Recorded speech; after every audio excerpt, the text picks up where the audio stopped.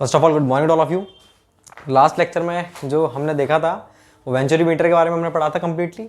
अब मैं आपको नेक्स्ट लेक्चर हमारा 23 लेक्चर नंबर 23 है, तो इसमें अपन देखते हैं जो हमने देखा था वहां पर जो एच बार बार जो टर्म आ रही थी हमारी स्मॉल एच का मतलब क्या था हमारा प्रेशर डिफरेंस। ठीक है, प्रेशर डिफरेंस का जो हेड की टर्म में अपन ने लिखा था उसको एच लिखा था।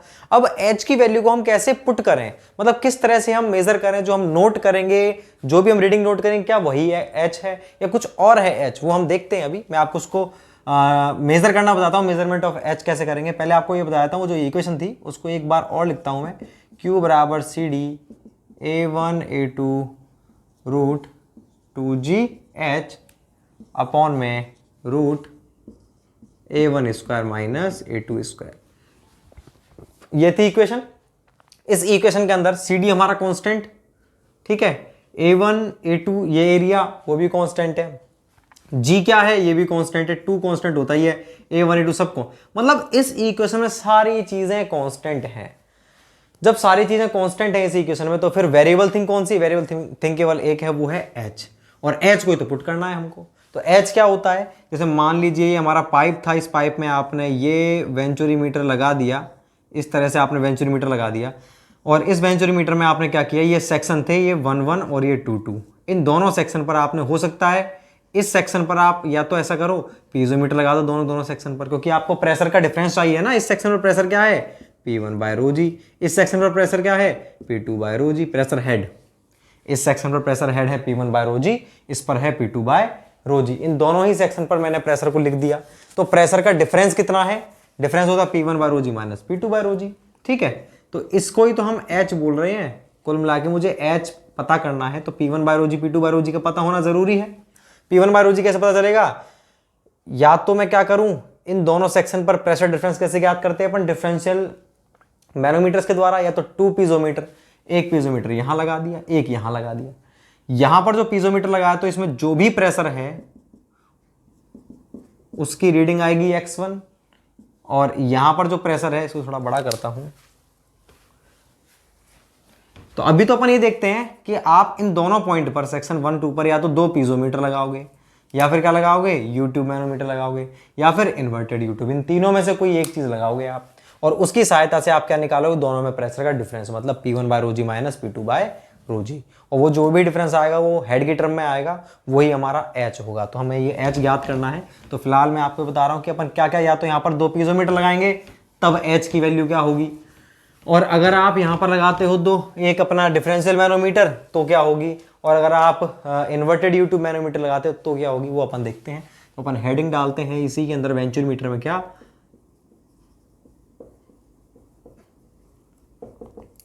मेजरमेंट ऑफ एच का मेजरमेंट पहला है बाय पीजोमीटर। भैया आपने जो दोनों सेक्शन थे ना,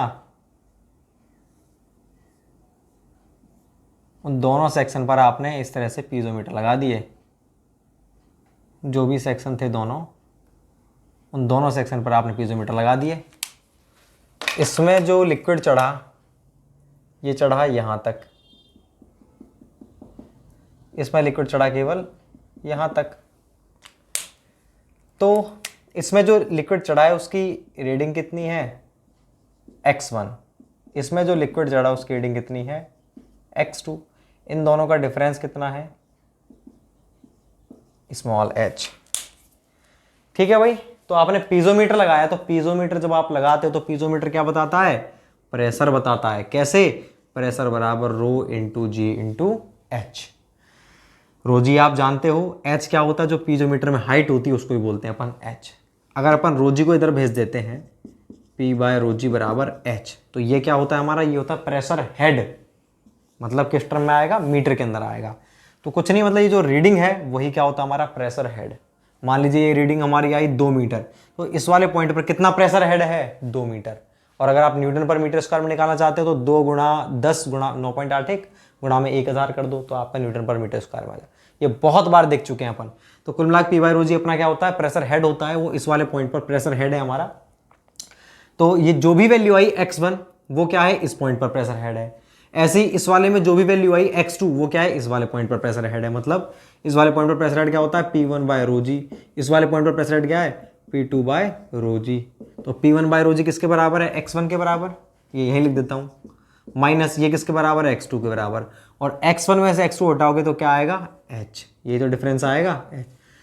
तो मतलब कहने का ये है कि ये जो प्रेशर हेड है जिसको हम h बोल रहे थे, वो पीजोमीटर वाले केस में, अगर आप पीजोमीटर का यूज़ कर रहे हो तो उस वाले केस में जो प्रेशर का जो रीडिंग आप ले रहे हो, रीडिंग यही तो लोगे, तो रीडिंग में जो डिफरेंस आ रहा है ना, x1 और x2 का जो डिफरेंस है वही क्या है, हमारा प्रेशर हेड है, प्रेशर डिफरेंशियल प्रेशर हेड है। तो पीजोमीटर में तो कुछ करना ही नहीं है। अगर आप पीजोमीटर का, अब ध्यान से देखो, अगर आप पीजोमीटर का यूज़ कर रहे हो वेंचुरी मीटर के अंदर, तो आपने क्या किया, दोनों पॉइंट पर पीजोमीटर लगा दिए, तो इस वाले पीजोमीटर में जो भी डिफरेंस आ रहा है वही क्या है, हमारा h है। ये मैंने बता दिया, इन दोनों का difference x1 minus x2 h, तो मतलब जो भी डिफरेंस आ रहा है इन दोनों की रीडिंग में h, वही हमारी क्या, किसकी वैल्यू है, h की वैल्यू। तो जो इक्वेशन थी CD a1 a2 root 2g h upon root a1 square minus a2 square, उसमें जो h है वो क्या आएगा, यही वाला h आएगा, सिंपल सी बात। तो इसमें तो कोई दिक्कत वाली बात है ही नहीं, जो रीडिंग थी वही हमने पुट कर दिया। लेकिन मैनोमीटर, सॉरी यूट्यूब मैनोमीटर में ऐसा नहीं कर सकते, उसमें कुछ अलग होता है, वो अपन देखते हैं। तो यहां पर मैं लिख देता हूं, इन दोनों के बीच का डिफरेंस आप x मानो, x हेयर h बराबर x, इस वाले केस में h क्या होगा और x क्या है, x इज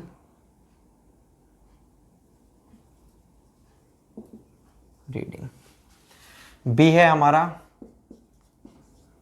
बाय यूट्यूब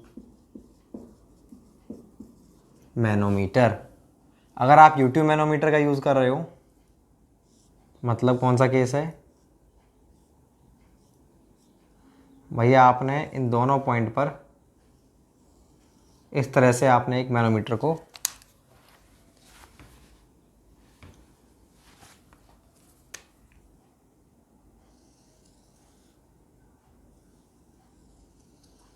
ये कहाँ पर लगा रहा हूँ भाई मैं, ये मैनोमीटर में लगा रहा हूँ सेक्शन 11 और 22 पर।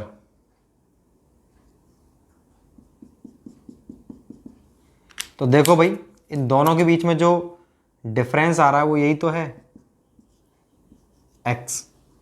तो यहाँ पर जो मेरा डिफरेंस आ रहा था, वही जो हमारी रीडिंग आ रही थी, वो जो डिफरेंस था वही हमारी रीडिंग थी, x इज रीडिंग, और ये जो रीडिंग है वही हमारा h के बराबर था। तो वहाँ पर हम इसी को पुट कर रहे थे। लेकिन यहाँ पर ऐसा मत कर देना कि ये जो रीडिंग, जो डिफरेंस आया है x, ठीक है, आपने CD a1 a2 root 2g h upon root a1 square minus a2 square में h की जगह ये पुट कर दिया इसकी तरह, गलत है, बिल्कुल नहीं। यहाँ पर क्या करेंगे अपन, यहाँ पर जो h होता है हमारा, h क्या होगा, x into G M N upon G minus 1। G M N क्या है, ये है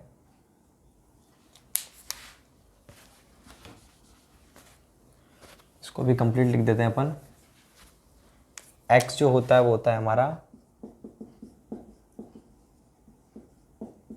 डिफरेंशियल रीडिंग, जो डिफरेंस की रीडिंग है। यहाँ पर भी x क्या है,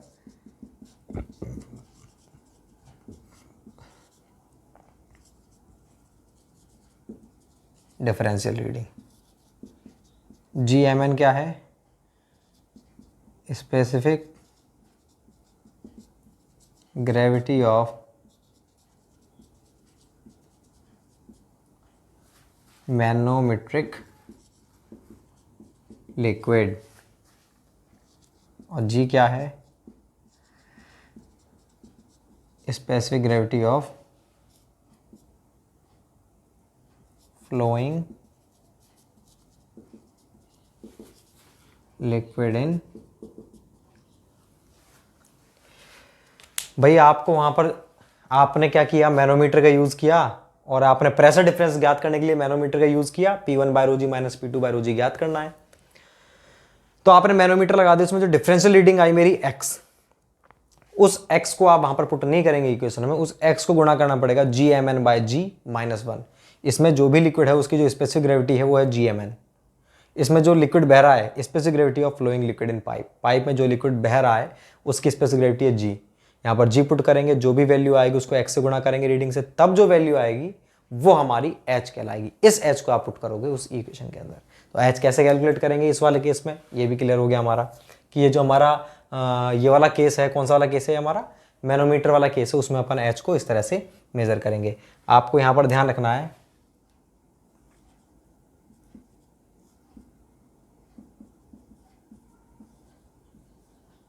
ये केवल कब वैलिड है, जब GMN की वैल्यू G से ज़्यादा है। मतलब ये क्या है, और वो तो हमको पहले से पता है, वो मैं लिखवा दिया है आपको कि ये वाला मैनोमीटर, सिंपल U2 मैनोमीटर अपन कब यूज़ करते हैं, जब ये तो हो भारी और ये हो हल्का। भारी का मतलब क्या है, GMN ग्रेटर देन G। अगर ये हमारा उल्टा लग रहा है ऐसे, तो उसका यूज़ कब करते हैं हम, जब इसमें तो हो भारी और वो हो हल्का, तब हम इन्वर्टेड यूज़ करते हैं। उस वाले केस में G is greater than GM। मैं आपको याद रखना भी सिखाऊंगा किस तरह से याद रखा जाए। सी देखो, by inverted U tube manometer,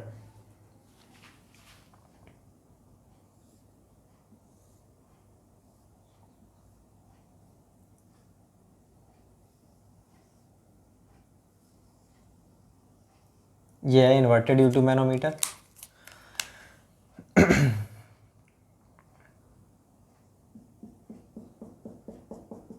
ये इसमें लिक्विड है, इसमें जो डिफरेंस है वो है x, ठीक है। यहाँ पर जो हमारा GMN है इज लेस देन G, ठीक है।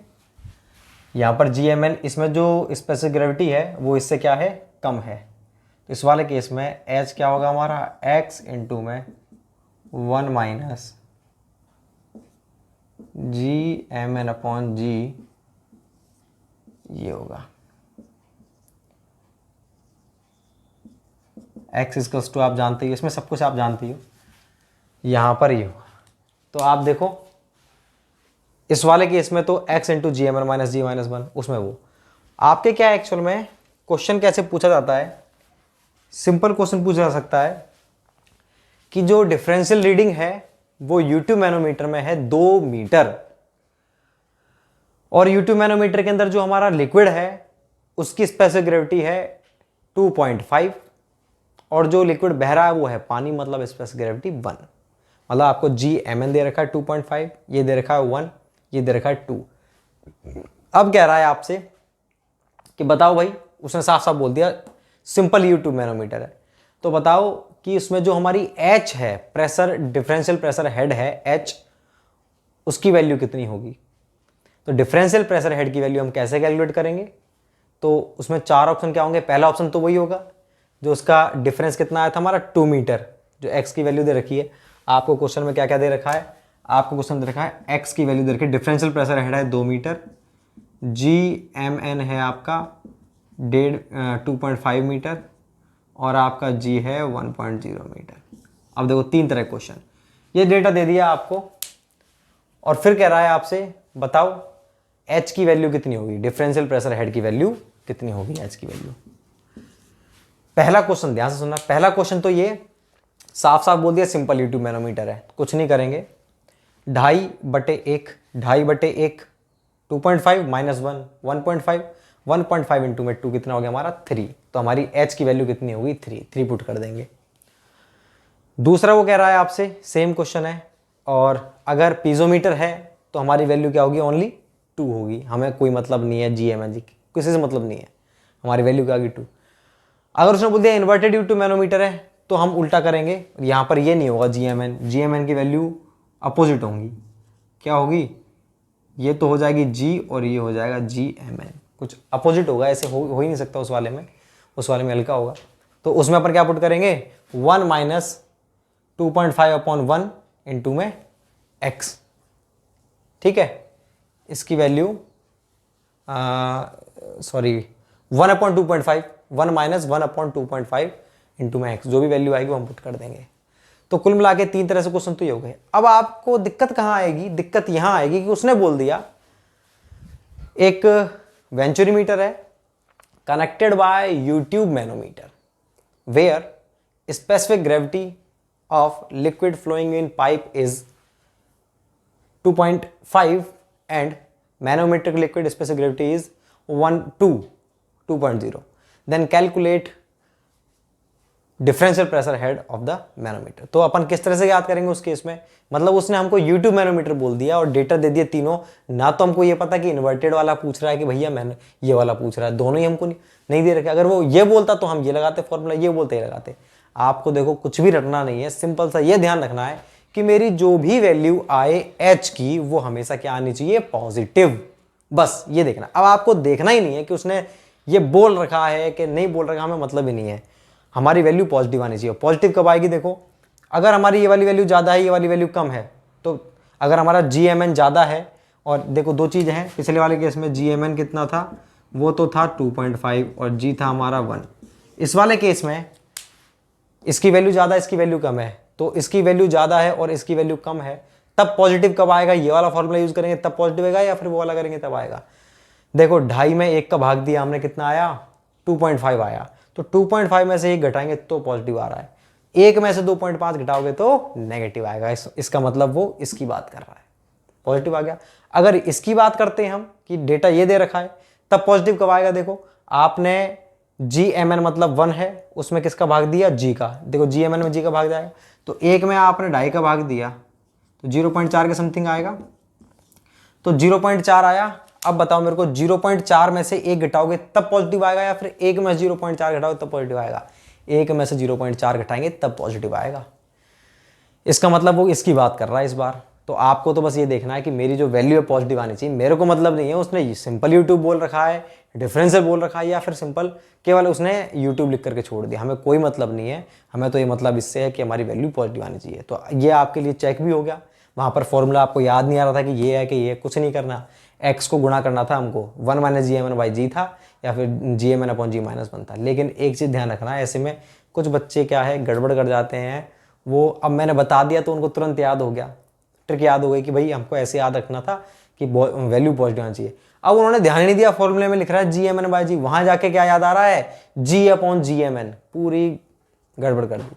वहां जाके क्या याद आ रहा है, G/GMN था, अब वो 1 में 2.5 करके देख रहे हैं कौन से पॉजिटिव आ रहा है, तो वही आंसर चेप दिया, बिल्कुल गलत होगा आंसर। GMN भैया ऊपर है, ठीक है ना। तो मैं इसे मिटाता हूँ। इस तरह से हम क्या ज्ञात करते हैं, H को ज्ञात करते हैं, ये होता है हमारा H। तो अब कुछ भी नहीं करना हमको। कितना अच्छा है वेंचुरीमीटर। अभी तक तो हमको लग रहा था कि बहुत ज़्यादा लेंदी है, तो वेंचुरीमीटर में हमने पूरा फॉर्मूला भी जनरेट कर लिया। अब तो हमको केवल क्या पता है, हमको मात्र पता है एक फॉर्मूला CD इंटू में A1A2 रूट 2GH अपॉन में root A1 square minus A2 square, ये फॉर्मूला हमको पता है। और हम क्या करेंगे कि डायरेक्टली हमने वेंचुरीमीटर लगाया पाइप में, और जो वेंचुरीमीटर लगाया उसका साइज तो हमको पता होगा। वेंचुरीमीटर साइज क्या होता है हमारा, साइज को बोलते हैं हम A1/A2। 5/2 का वेंचुरीमीटर देना भाई, 3/1.5 का वेंचुरीमीटर देना, तो मतलब हमको वेंचुरीमीटर का साइज पता है। साइज पता है आपका, तो वेंचुरीमीटर का आपको A1A2 पता है, यही तो होता साइज A1/A2। 5/2 का देना, 5/2, इसमें 5 का स्क्वायर माइनस 2 का स्क्वायर, और ये CD की वैल्यू हमको पता है 0.98 होती है। मैं लिखवाऊंगा नोट में, 0.95 से 0.99 के बीच होती है वैल्यू, और जनरली अपन क्या लेते हैं 0.98 लेते हैं। जो वैल्यूज़ मैं लिखवाता जाऊँ CD की, CV की, सब अभी एक चार्ट पे आप स्टार्ट कर देना। यहाँ साइड में तो लिख लेना क्या, डिवाइस, इधर लिख देना वैल्यू ऑफ कॉफिशिएंट्स। वेंचुरीमीटर के लिए होती है इसकी 0.98 रेंज और जनरल रेंज तो होती है 0.95 to 0.99, और जनरली अपन कितनी लेते हैं 0.98 ऐसे। उसके बाद आप लिखोगे ओरिफिस मीटर की, फिर पिटोट ट्यूब की, पिटोट स्टैटिक ट्यूब, सबकी लिखोगे, बहुत सारी आने वाली, तो आप कंफ्यूज हो जाएंगे। इसलिए आप एक टेबल बना लें, उस टेबल को आप पेज पे बना करके कहीं चिपका लें, बार बार रिवीजन करें, ठीक है, तब जाके याद हो पाएंगी। तो ये तो पहली वैल्यू इसको बोलते हैं कोएफिशिएंट ऑफ डिस्चार्ज। ये वैल्यू फिक्स है 0.98, ये पता है हमको, ये पता है 2 इंटू जी का मतलब क्या है, इस ग्रेविटेशनल एक्सीलरेशन मतलब 9.81 मीटर पर सेकंड स्क्वायर, तो ये भी पता है। मतलब इस पूरे के पूरे टर्म में वेंचुरीमीटर जब हम खरीद के लेके आ रहे हैं तभी सारी चीज़ पता है, साइची पुट कर दी, केवल एच नहीं पता था। वेंचुरीमीटर में क्या लगा दो आप, U2 मैनोमीटर लगा दो, चाहे वो लगा दो चाहे 2 पीजोमीटर। प्रेशर कम है तो ये लगा दो, कुछ झंझट ही नहीं करनी। प्रेशर कम है तो ये लगा दिया, जो भी डिफरेंस आया एक्स की वैल्यू यहाँ पुट कर दी, आंसर आ गया हमारा, डिस्चार्ज प्राप्त हो गया। अगर हमको ये लगा रहे हैं तो इसमें जी एम एन जी ये सब कुछ पुट करके और जो डिफरेंस आ रहा है उसको यहाँ पुट करके जब जो वैल्यू आएगी उसको पुट कर दो, आ गया डिस्चार्ज। तो कितना जल्दी डिस्चार्ज आ गया हमारा। हमको तो केवल क्या करना है, वेंचुरीमीटर फिट करना है और उसमें ये एच की वैल्यू ये U2 मैनोमीटर फिट करना है, बस 2 चीज फिट करते ही पाइप के अंदर एक तो आपने वेंचुरीमीटर लगाया, एक U2 मैनोमीटर लगाया, उसके जो वैल्यू आई एच की इसमें पुट करी, डिस्चार्ज आ गया। तो ये होता है हमारा वेंचुरीमीटर। इस तरह से हम डिस्चार्ज मेजर करते हैं। और ये चीज़ कहाँ से आई, बर्नौली और कॉन्टिन्यूटी इक्वेशन की सहायता से, ठीक है ना। अब वो इक्वेशन बार बार नहीं लगाएंगे, हम तो केवल इसका यूज़ करेंगे। मैं समझता हूँ कि अब शायद आपको समझ में आ गया होगा। सभी क्या है, वेंचुरीमीटर को पढ़ लेते हैं, क्वेश्चंस केवल कर लेते हैं और ये चीज़ समझते नहीं है कि कैसे आई, किस तरह से हम सॉल्व करते हैं। अब भैया मैंने ये पूरा डिटेल में केवल इसलिए बताया है आपको क्योंकि आप इसको प्रैक्टिकली अप्रोच कर पाओ कि हम कैसे करते होंगे डिस्चार्ज को मेजर। आप जब JN बन जाएंगे या फिर आप AN बन जाएंगे, कुछ भी बन जाएंगे, आप जो भी इंजीनियर बनेंगे, आप किसी गवर्नमेंट डिपार्टमेंट में बहुत ज़रूरत पड़ती है इन चीज़ों की। वहाँ पर आपको यही नहीं पता, आप बता पाओगे कि हम इसको किस तरह से मेज़र करते थे, किस तरह से मेज़र करें। प्रैक्टिकल नॉलेज बिल्कुल नहीं है अपन को। अगर आपको ये पता है तो आप देख पाओगे, ऐसे आप याद कर पाओगे। दूसरी बात यह है, इसको पूरा डिटेल में समझाने का मेरा एक मकसद था कि भाई ये जो चीज़ है ना, ये काम आने वाली है आगे। अब ऑरिफिस मीटर है, वहाँ पर मैं डिटेल में नहीं बताऊंगा, वहाँ डायरेक्टली आपको डिस्चार्ज का फॉर्मूला लिखवा दूंगा क्योंकि सारी चीज़ ऐसे निकल के आती है। उसके बाद पिटोट ट्यूब के अंदर भी ऐसे करेंगे हम। आगे ऑरिफिस मीटर और orifice meter mouth pieces and orifice नाम की एक यूनिट है हमारी 10th, उसमें कंप्लीट में यही चीज़ चलेगी हमारी। वहाँ पर हम कोई किसी प्रकार का डिटेल नहीं करेंगे, केवल ऐसे ही करेंगे जिससे आपको याद रह पाए। तो आप बार बार नहीं भूलेंगे, इसलिए अपन ने इसको तसल्ली से डिटेल में किया है। मैं इसे मिटाता हूँ, इसके बाद 2 नोट लिखेंगे।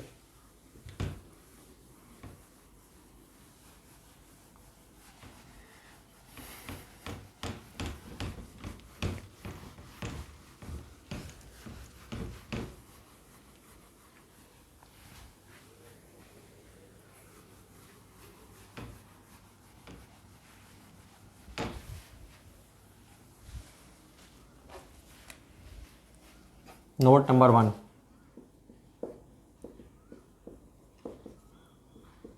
CD for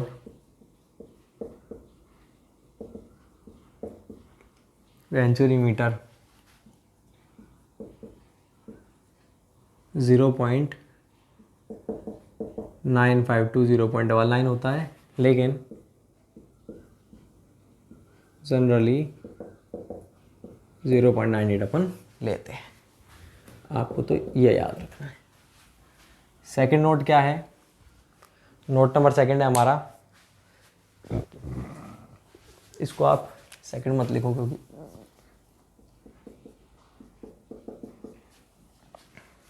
सेकंड हमारी डिवाइस आएगी ना ऑरिफिस मीटर, इसलिए। तो ये जो है हमारा सेकंड नोट क्या है, अगर ये तो था पाइप हमारा हॉरिजॉन्टल था ऐसे, तो आपने ऑरिफिस मीटर को वेंचुरीमीटर को इस तरह से लगाया था। हो सकता है पाइप इंक्लाइंड हो और उसका डिस्चार्ज निकालना है। कोई पहाड़ जा रहा है, पहाड़ पे पाइप ऐसे है, उसका डिस्चार्ज निकालना है, तो क्या करें, तो इंक्लाइंड में भी आपको वेंचुरीमीटर लगाना पड़ेगा। हो सकता है पाइप वर्टिकल हो, तब भी उसमें वेंचुरीमीटर लगाना पड़ेगा, ऐसा सीधा। तो आप जब वेंचुरीमीटर को अलग अलग पोजीशन में लगा रहे हो तो हमारा डिस्चार्ज चेंज होगा या नहीं होगा। जो भी आप मेजर करोगे डिस्चार्ज, उसकी वैल्यू आप वर्टिकल में भी बर्नौली इक्वेशन लगाओगे, हर चीज़ में। तो जो इसकी पोजीशन है उसका कोई प्रभाव पड़ेगा या फिर नहीं पड़ेगा, ये चीज़ हम देखना चाह रहे हैं। तो सिंपल सी बात है कि वेंचुरीमीटर की पोजीशन पर, वेंचुरीमीटर के द्वारा जो अपन डिस्चार्ज कैलकुलेट करते हैं उस पर वेंचुरीमीटर की पोजीशन का कोई प्रभाव नहीं पड़ता। मतलब उसकी जो पोजीशन है, चाहे ऐसा हो हॉरिजॉन्टल, चाहे इंक्लाइंड हो, चाहे वर्टिकल हो, कैसा भी हो, डिस्चार्ज हमारा सेम आएगा। ठीक है। तो आपने फॉर्मूला भी तो देखा था, Q बराबर CD A1 A2 √2 जी। कहीं पर कोई थीटा नाम की चीज़ आ रही थी क्या? आ ही नहीं रही थी। इसका मतलब एंगल पर निर्भर ही नहीं करता। तो आपसे पूछा जाए कि अगर हम इंक्लाइंड से हॉरिजॉन्टल से इंक्लाइंड कर दें, ठीक है, या फिर इंक्लाइंड से हॉरिजॉन्टल कर दें या वर्टिकल कर दें, कुछ भी कर दें, पोजीशन चेंज करते हैं, तो डिस्चार्ज पर क्या प्रभाव पड़ेगा? डिस्चार्ज बढ़ेगा डिस्चार्ज घटेगा, रिमेन कांस्टेंट, क्या होगा, रिमेन कांस्टेंट, वैसा ही रहेगा, अनचेंज्ड, चेंज नहीं होगा। तो वो अपन लिखते हैं डिस्चार्ज पर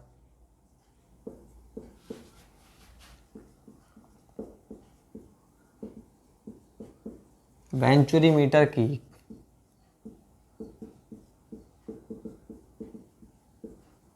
पोजीशन का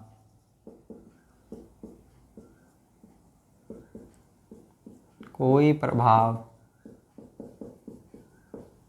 नहीं पड़ता है। ठीक है भाई, तो ये अपना कंप्लीट हो चुका है।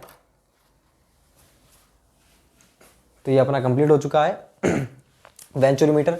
सेकंड जो अपनी डिवाइस में से मिटाता हूं, सेकंड जो अपनी डिवाइस है वो है हमारी क्या, ऑरिफिस मीटर। तो ऑरिफिस मीटर के बारे में अपन पहले लिखेंगे, देखते हैं अभी। तो सेकंड अपनी डिवाइस है कौन सी, ऑरिफिस मीटर।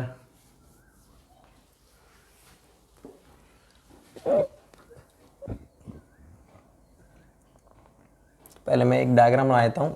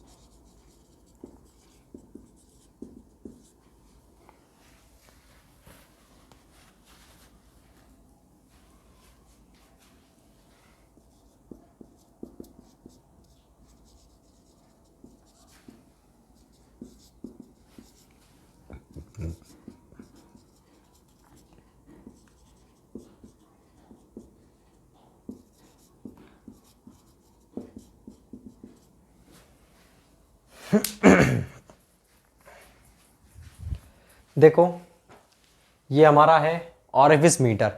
तो ऑरिफिस मीटर को थोड़ा सा मैं आपको डिफाइन कर दूं। ये हमारा पाइप था, ये पाइप ऐसे जा रहा है। अब हो सकता है वो जो मेरा पाइप है वो ऐसी जगह से जा रहा है कि वहाँ पर स्पेस ही नहीं है, इतनी लेंथ ही नहीं है। एक घर ये बना हुआ है, एक घर ये है, और पाइप जो उसके नीचे जा रहा है पानी का। भाई पहले पाइपलाइन डाल दी, उसके बाद घर बन गया। हिंदुस्तान में तो होता ही ऐसे है, पहले काम हो जाता है उसके बाद में फिर उसको खरीदने की बहुत ज़्यादा लगी रहती है सबको। तो पहले अपना काम हो चुका है, पाइप डल गया, उसके बाद घर बना दिया, पाइपलाइन रहेगी नीचे, मेरे को डिस्चार्ज मेजर करना है, क्या करें। दोनों घर के बीच में छोटा सा गैप है। अब वो गैप है, गैप में से मैंने खोद करके पाइप भी देख लिया, लेकिन पाइप तो मेरे को इतना सा चौड़ा दिख रहा है बस। मतलब डिस्चार्ज मेजर करना था मेरे को, मैं तो वेंचुरी मीटर लगाता। अब वेंचुरी मीटर के लिए क्या करें, वेंचुरी मीटर तो लंबा आता है, उसके लिए ये वाला घर थोड़ा सा काटा जाए, ये वाला काटा जाए, तब जाके वेंचुरी मीटर लगे। तो समस्या होगी नहीं हो गई। तो क्या करें अपन ऐसी कंडीशन में, मुझे डिस्चार्ज मेजर करना है। तो ऐसी कंडीशन में जहां पर मेरे पास लिमिटेड एरिया है, लेंथ ज़्यादा मैं यूज़ नहीं कर सकता, ऐसे एरिया में हम यूज़ करेंगे ऑरिफिस मीटर का। तो ऑरिफिस मीटर का यूज़ अपन किस तरह से करेंगे, क्या होता है, कुछ नहीं होता, सिंपल एक प्लेट होती है गोल, आप भी घर पे बना सकते हो। आपने क्या किया, एक लोहे की प्लेट ले ली गोल, ठीक है। पाइप का डायमीटर था, मान लीजिए पाइप का डायमीटर था क्या, कितना, 100 mm मान लीजिए। आपने प्लेट ली 110 mm की। ये पाइप ऐसे था, ये एक ही पाइप था। आपने क्या किया, बीच में से पाइप को काट दिया, ऐसे काट दिया, ये उसी सेक्शन से कट जाएगा, कट गया यहाँ से कटर से। अब क्या किया आपने, इस सेक्शन में प्लेट को फिट कर दिया। प्लेट क्या इससे बड़ी 110 mm की है, और इसमें फ्लेंज लगा करके, पाइप में फ्लेंज लगा दी, और इस तरह से आपने फ्लेंज लगा करके उस प्लेट को पाइप में फिट कर दिया। मतलब क्या हो गया, ये अपना पाइप था, पाइप में एक प्लेट फंसी हुई है बीच में, ठीक है, बिल्कुल उस तरीके से।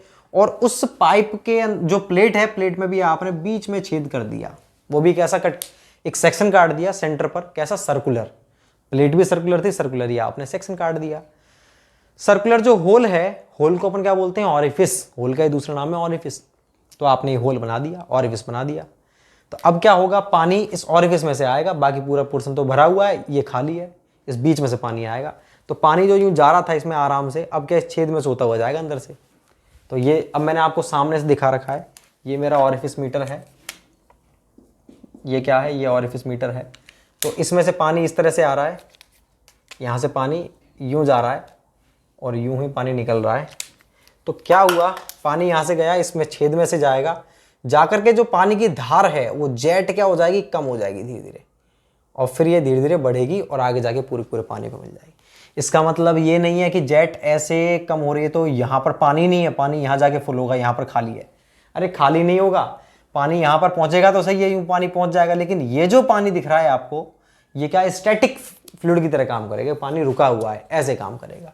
तो ये जो आपको दिख रहा है कैसे काम करेगा, जैसे कि पानी रुका हुआ है। बात क्लियर है। तो ये वाला पानी जो है अपना कंप्लीट रुका हुआ है, ये वाला पानी भी अपना कंप्लीट रुका हुआ है, और जेट जो है वो इस तरह से जाएगी, ठीक है।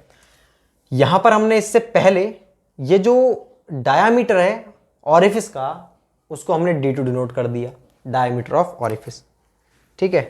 यहां मैं लिख देता हूं D2 बराबर डाया ऑफ ऑरिफिस। ऑरिफिस मतलब छेद, छेद का डायमीटर D2 है। इस डायमीटर का 2 से 3 गुना ले लिया हमने पीछे। तो 2 से 3 गुना पीछे हम गए तो हमने एक सेक्शन ले लिया जिसको बोल दिया सेक्शन 1-1, और इसी पर जो हमने सेक्शन लिया वो है सेक्शन 2-2। और ये जो जेट है, जेट का धीरे धीरे कम होती जाएगी और फिर ये बढ़ेगी। तो जहां पर ये जेट का डायमीटर मिनिमम होगा, मिनिमम डायमीटर, ठीक है, ये डायमीटर हमारा D3 है। ये जो मिनिमम डायमीटर हुआ है D3, ये क्या है हमारा, इस पॉइंट को, इस सेक्शन को जहां पर जेट का डायमीटर मिनिमम होता है, जेट का साइज मिनिमम होता है, उस सेक्शन को अपन बोलते हैं वीना कॉन्ट्रैक्टा।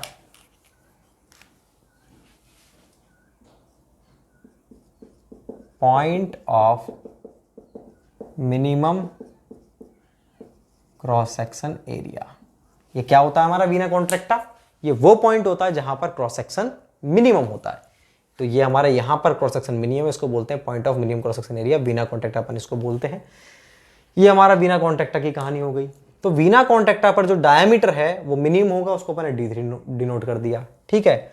अब भैया क्या होता है कि A1 तो क्या है, A1 ये क्रॉस सेक्शन एरिया है एट 1 1, यहाँ पर A2 क्या है, cross section area at 2 2 at orifice. तो ऑरिफिस का जो एरिया डायमीटर D2 है π/4 D2 स्क्वायर, ये हो गया A2।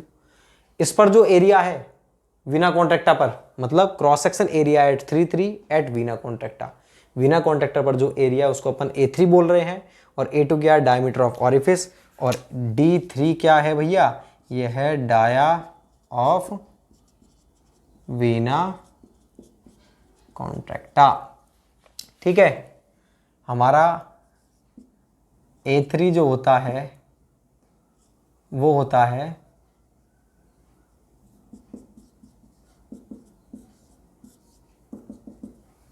अब आपको इसके आगे की कहानी बताते हैं। आगे कहानी ये है, A1 तो मैं कैलकुलेट कर सकता हूँ इजीली, कोई दिक्कत नहीं है। पाइप का डायमीटर क्या है हमारा D1, वही हमारा एरिया निकालना, तो π/4 D1 का स्क्वायर, ये मेरा A1 निकल गया। A2 निकालना है, कोई दिक्कत नहीं, और फिर हमने काटा है, ये जो गोल सा काटा था बीच में उसका डायमीटर पता है D2, तो π/4 D2 स्क्वायर, मतलब मेरे को A2 भी पता है, लेकिन A3 नहीं पता। भाई मैं कैसे अंदर घुस के देखूं कि ये कहाँ पर बन रहा है, कितना बन रहा है।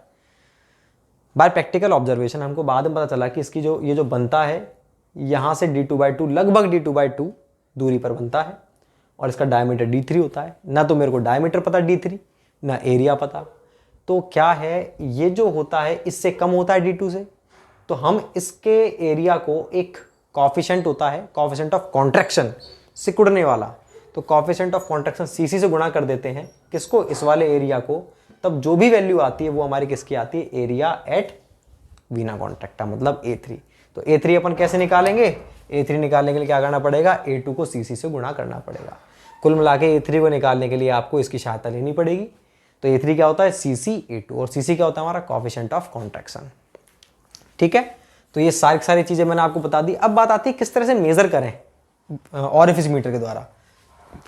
तो ऑरिफिस मीटर के द्वारा अपन ऐसे मेजर करते हैं, ये भी वेंचुरी मीटर की तरह किस पर आधारित होता है, ये हमारे प्रेशर डिफरेंस के प्रिंसिपल पर आधारित होता है। और प्रेशर डिफरेंस का प्रिंसिपल क्या कहता है, प्रेशर डिफरेंस का प्रिंसिपल कहता है कि भैया 2 पॉइंट पर या 2 सेक्शन पर आप प्रेशर का डिफरेंस क्रिएट करो। जितना ज़्यादा प्रेशर का डिफरेंस क्रिएट करोगे, मतलब P1/ρg माइनस P2/ρg जो वेंचुरी मीटर में पड़ा था, उतना ही एक्यूरेट आपका रिजल्ट होगा। तो यहाँ पर देखो प्रेशर डिफरेंस क्रिएट हो गया, कहाँ पर, मैक्सिमम तो ये है 1 1 पर होगा, और मिनिमम कहाँ पर होगी, वेलोसिटी। भाई प्रेशर डिफरेंस को क्रिएट करने के लिए आप क्या करना पड़ेगा, वेलोसिटी में चेंज करना पड़ेगा, V1 और V2 में। वेलोसिटी में चेंज होते ही V1 square by V2 square, V1 square 2G, V1 square upon 2G और V2 स्क्वायर अपॉन 2G में चेंज आ जाएगा। उनमें चेंज आते ही ऑटोमेटिकली प्रेशर में डिफरेंस उत्पन्न हो जाएगा। तो आपको क्या करना है, V1 और V2 में डिफरेंस कैसे क्रिएट करोगे, कॉन्टिन्यूटी इक्वेशन की सहायता से A1 और A2 में कर दो। जितना कम A2 रखोगे उतना ही ज़्यादा V2 होगा। तो V1 V2 में डिफरेंस हो गया, और V1 V2 में ज़्यादा डिफरेंस होगा तो P1 और P2 में भी ज़्यादा डिफरेंस होगा। तो हमें क्या है, एरिया में डिफरेंस करना था। तो 1 1 पर एरिया सबसे ज़्यादा है, और इस पर 3 3 पर जो एरिया है A3 वो सबसे कम है। तो इन दोनों एरिया में सबसे ज़्यादा डिफरेंस है A1 और A3 में। A1 ज़्यादा है, A3 कम है, तो V1 जो होगा हमारा वो कम होगा, V3 होगा ज़्यादा। तो प्रेशर जो है यहाँ पर ज़्यादा होगा और यहाँ पर कम होगा। तो हमें तो केवल प्रेशर डिफरेंस चाहिए था। कैसे किया हमने, वेलोसिटी में डिफरेंस करके याद कर सकते हैं। वेलोसिटी में कैसे करोगे आप, A1। कुल मिला के आपने A1 और A3 को चेंज करके आपने P1 और P3 को, कईयों के दिमाग में आ रहा होगा सर A1 और A2 क्यों यूज़ नहीं किया। भैया मैंने बोला आपको जितना ज़्यादा डिफरेंस होगा उतना ही एक्यूरेट रिजल्ट आएगा। तो A3 तो इससे भी कम है, इसलिए हमने 1 1 और 3 3 सेक्शन पर अप्लाई करेंगे बर्नौली इक्वेशन, 1 1 और 2 2 पर नहीं करेंगे। इस पर सबसे ज़्यादा है, इस पर सबसे कम है एरिया, और इस पर सबसे कम है, इसलिए अपन को अपनी मजबूरी है यहाँ पर अप्लाई करना बर्नौली इक्वेशन। लेकिन इसका हमको एरिया नहीं पता, एरिया नहीं पता तो एरिया कैसे ज्ञात करेंगे, CC/A2 से। तो कुल मिलाकर के वही पूरी सीन हो चुका है, कौन सा वाला, वेंचुरी मीटर वाला। क्या अंतर है, वहाँ पर हम 1 1 और 2 2 पर लगाते थे, यहाँ पर 1 1 और 3 3 पर लगाएंगे। और इन दोनों पर 1 1 3 3 पर लगाने के बाद में अपन एक इक्वेशन डेवलप करेंगे, सेम वैसी ही इक्वेशन बनेगी, उसको हम वेंचुरी मीटर की तरह चेंज करने की कोशिश भी करेंगे। ठीक है, तो अपन एंड में जाकर के वो equation as it is venturi meter की तरह आ जाएगी। बस डिफरेंस क्या आएगा, सेम इक्वेशन आएगी CD A1 A2 root 2GH upon root A1 square minus A2 square. तो जब दोनों इक्वेशन सेम है फिर डिफरेंस किस में होगा, डिफरेंस होगा दोनों के कोएफिशिएंट में। वहां पर भी CD यहाँ पर भी CD आएगा, लेकिन वो था वेंचुरीमीटर का कोएफिशिएंट ऑफ डिस्चार्ज और ये है ऑरिफिस मीटर का कोएफिशिएंट ऑफ डिस्चार्ज। तो दोनों के प्रिंसिपल सेम थे, प्रेशर डिफरेंस प्रिंसिपल पर काम करता है, दोनों की थीम सेम थी, बस अंतर किस चीज में है, इसमें अपन को कम लेंथ की आवश्यकता चाहिए, उसमें ज़्यादा लेंथ की। अंतर देख रहे हैं अपन, इसका यूज़ लिमिटेड एरिया में कर सकते हैं, उसका नहीं कर सकते। ये चीपर सस्ती डिवाइस होती है, वो चीपर नहीं होती। इसमें स्किल मैन पावर की जरूरत नहीं होती, आप खुद ही काट के लगा दो। 100 mm का आता है, 110 mm की पत्ती बनाई प्लेट, बीच में से काट दिया आपने 50 mm उसमें। लेकिन ऐसे नहीं, प्रॉपर तरीके से आपका कन्वर्जेंट एंगल उतना होना चाहिए, डाइवर्जेंट एंगल देखना पड़ेगा, वेल्डिंग प्रॉपर तरीके से करनी पड़ेगी। 100 लफड़े हैं उसमें, इसमें कोई लफड़ा नहीं है। तो ये अपना ईजिली अपन इसका यूज़ कर सकते हैं, ठीक है। लेकिन एक्यूरेट रिजल्ट किस में आते हैं, उसमें आते हैं, क्योंकि वहाँ पर सेक्शन जो होते हैं A1 A2 हमारे बिल्कुल परफेक्ट होते हैं। यहाँ पर A3 जो है पता नहीं है कहाँ पर बनेंगे, तो अंदाज लगाया हमने, तो एक्यूरेट रिजल्ट उसके आते हैं। तो दोनों में से कुछ भी यूज़ करो, मैंने आपको बता दें, लेकिन इसका यूज़ कहाँ पर करोगे। अब परफेक्ट तो उसके आते हैं, लेकिन भैया जो मैंने अभी आपको केस बताया बिल्डिंग वाला, उसके बीच में से छोटा सा गैप है, वहाँ तो यूज़ कर ही नहीं सकते वेंचुरी मीटर का। तो वहाँ किसका यूज़ करोगे आप, वहाँ अपन यूज़ करेंगे केवल इसका ऑरिफिस मीटर का। तो इसके बारे में थोड़ा सा आपको लिखवा देता हूँ कि किस तरह से अपन क्या ज्ञात करते हैं।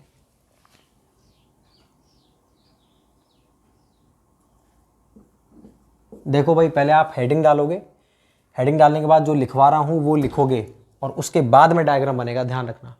हेडिंग, फिर जो लिखवा रहा हूँ वो लिखोगे, उसके बाद ये डायग्राम बनेगा, फिर अपन इसकी इक्वेशन लिखेंगे, ठीक है। इस डिवाइस के द्वारा भी लिक्विड का डिस्चार्ज ज्ञात किया जाता है।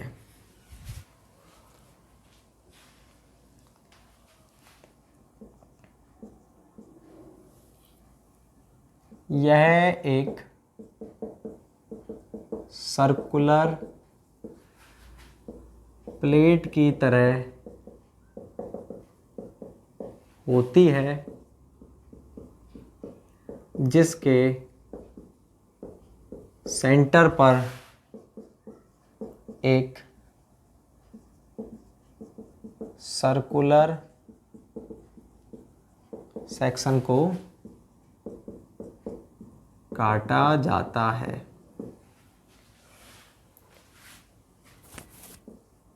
यह डिवाइस वेंचुरी मीटर से सस्ती होती है। इसमें कम लेंथ का यूज़ होता है, इसलिए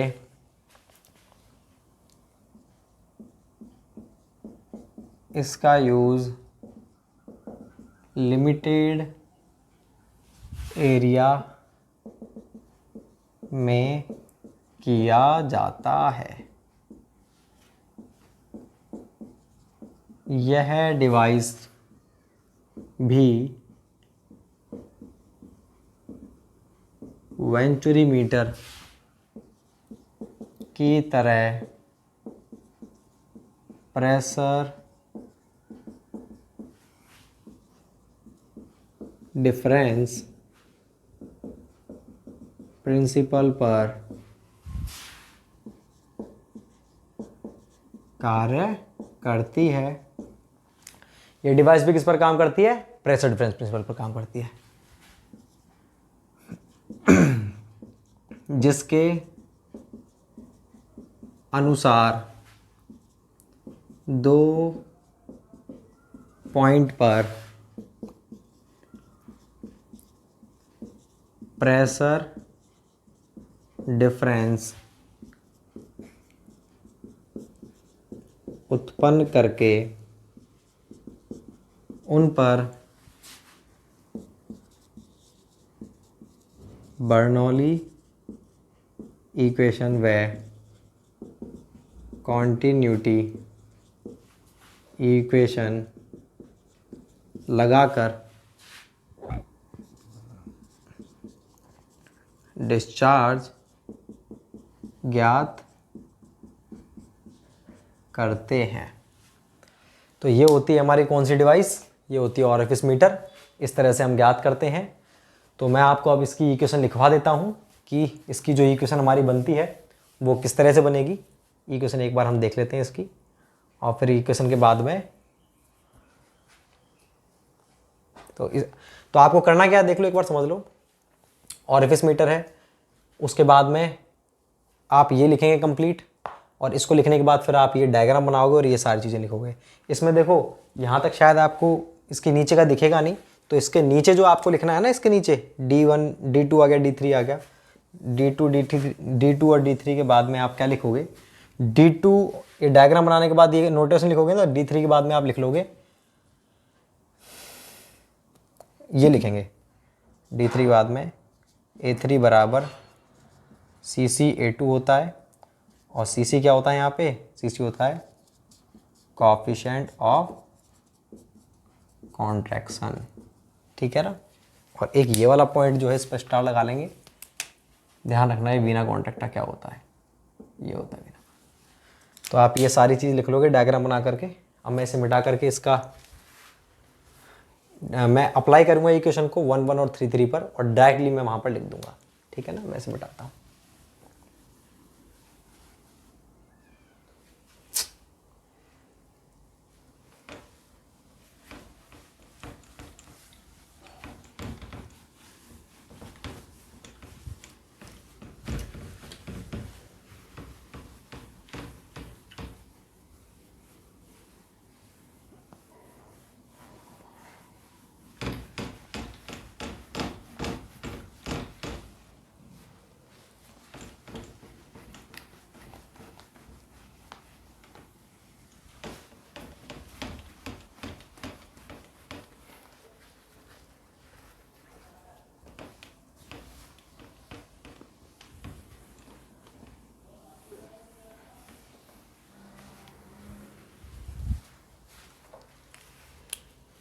अब लिखेंगे इसके नीचे अपन applying Bernoulli equation at 1 1 and 3 3। तो अपना जो Q आएगा वो कितना आएगा, A1 A3 रूट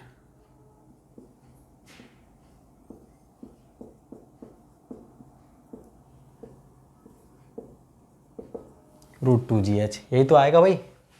1 1 3 3 पर लगाओगे तो A1 और A3 आएगा, A1 A2 थोड़ी आएगा। सिंस A3 क्या होता है, A3 तो हम जानते नहीं, लेकिन A3 को A2 की सहायता से ज्ञात कर सकते हैं। इसलिए यहाँ पर A3 की जगह क्या पुट करेंगे, A1 dot CC A2 upon root A1 square minus CC square A2 square root 2GH। तो ये हमारा आया है, अभी थियोरेटिकली आया है, लेकिन मैं इसको इन टर्म्स ऑफ जो हमारी इक्वेशन थी कौन सी वाली, वेंचुरी मीटर, उसकी तरह बनाना चाहता हूँ। तो कैसे बनाएंगे, उसमें तो root A1 square minus A2 square था, CC स्क्वायर तो नहीं था। कोई बात नहीं, तो हम क्या करते हैं, ऊपर नीचे गुणा कर देते हैं। तो अब हमारा जो आएगा QTH बराबर A1 dot CC A2 upon root A1 square A2 square into में